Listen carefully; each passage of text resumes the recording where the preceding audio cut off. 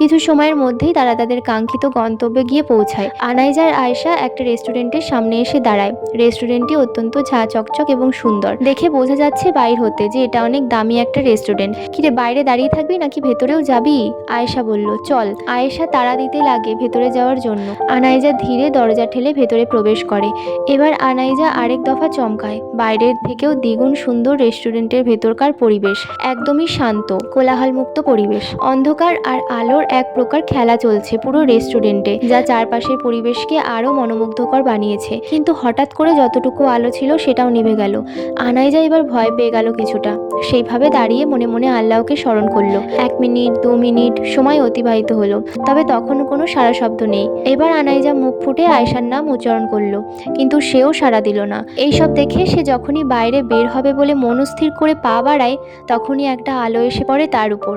আনাইজা দাঁড়িয়ে যায়। এবার আশেপাশ থেকে কিছু ধ্বনি উচ্চারণ হয়। Happy birthday to you, happy birthday Anaiza, happy birthday to you.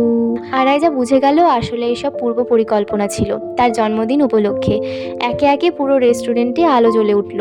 একে একে সকলে এগিয়ে এসে আনাইজার হাতে গোলাপ ধরিয়ে দিল। এসব একটু বাড়াবাড়ি হয়ে যাচ্ছে না?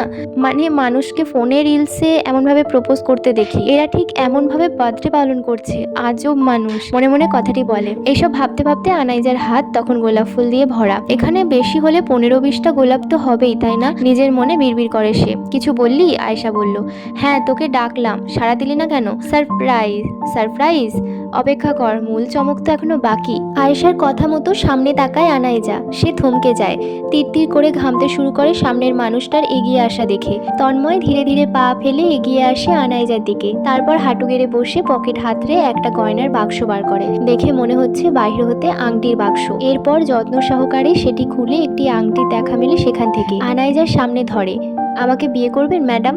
মোহনীয় কণ্ঠে প্রশ্নটা করে তন্ময়। আমি আপনাকে ভালোবাসি। সেই যে কালচারাল প্রোগ্রামে প্রথম তোমাকে দেখলাম, ঠিক সেই দিন সেই মুহূর্ত হতে আমি তোমাকে ভালোবাসি। শুধু একটিবার সারা জীবনের জন্য আমার হবে কি? আমি তোমায় খুব যত্নে আগলে রাখবো আনাইজা।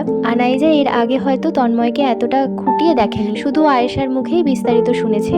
কিন্তু আজ শীতল দৃষ্টি মেলে কিছু সময়ের জন্য তাকায়। তন্ময় ছেলেটাকে সুদর্শন বলা যায়। লম্বা, গায়ের রং ফর্সা, সুঠাম দেহের অধিকারী। এক নজরে যে দেখবে তার হয়তো বা দ্বিতীয়বার দেখার ইচ্ছে জাগবে। তবে আনাইজার কেন যেন তাকে বিশেষ পছন্দ না। দেখলে বিরক্ত বোধ হয়। আর যাকে দেখে বিরক্ত বোধ হয় তাকে কি ভালোবাসা যায়?